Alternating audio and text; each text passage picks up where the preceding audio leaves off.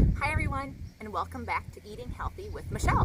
My name is Michelle Schubert, and I work for Iowa State University Extension and Outreach in Cerro Gordo County. Today, you're joining me from my family farm to learn about our next snack. The one we're going to learn about today is this one. Any ideas what this one might be? Today, we're going to learn about asparagus. Now first, do you think asparagus is a fruit or a vegetable? So go ahead and give me 2 claps if you think it is a vegetable. How about 2 claps for a fruit? Asparagus is a vegetable. Now, how does asparagus grow? Well, that's why we're on my family farm today, because my family actually grows some asparagus here in Iowa. So go ahead and come for a little closer look. I have my asparagus patch right here behind me. You'll see I have some that are just beginning to grow, some that are getting close, and some that are definitely ready to pick. Now, asparagus does grow in Iowa, but actually a lot of it that we come from the store comes from California, about 80% of it. Now, the interesting thing about asparagus is that it's actually a perennial, which means that I only have to grow it and put it in the ground once, and it will come back year after year after year. Now, asparagus plant will last for about 15 years it will produce.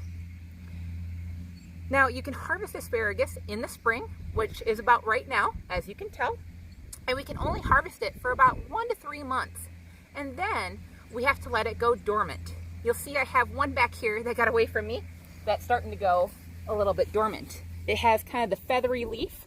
Once the asparagus goes dormant though, these stalks, if I would let them go, would actually get about 3 to 4 feet tall with a lot of that ferny leaf. So the cool thing about asparagus is, especially when it's nice and warm out, asparagus can actually grow up to 10 inches in 24 hours, which is really fast. The other thing about asparagus is that there's actually 3 different varieties of asparagus. The one I have here is the most popular variety, which is green. But you can also get asparagus in purple and white. Now, a lot of times we like to eat the asparagus fresh, but you can also buy it canned or frozen. So a lot of people can actually eat asparagus raw, a lot of times as either a snack or sometimes on top of a salad. But most of the time we like it cooked so it gets soft and tender. Now, a lot of people like to take asparagus and grill it or roast it, maybe even throw some cheese or some garlic on it. I like to steam it and just put a little bit of butter and salt on it as a side dish. You could also take asparagus and put it into soups, egg dishes like omelets and quiches, pastas, and even stir fries. So now that we know all this great way to eat asparagus, let's talk about why it's healthy for us. First, asparagus has vitamin A. If you remember from vitamin A, it helps this one right here.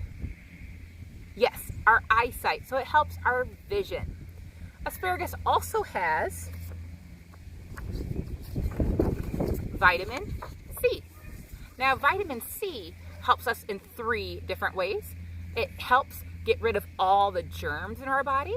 It can also heal our cuts and bruises and helps our skin stay nice and healthy. The last one it has is fiber. And fiber helps this one right here. Yes, our tummies. So thank you for joining me today, and I hope you can eat some asparagus this week, either fresh, canned, or frozen. And go ahead and check out our Facebook page at Cerro Gordo County 4-H and check out some recipes I'm going to post.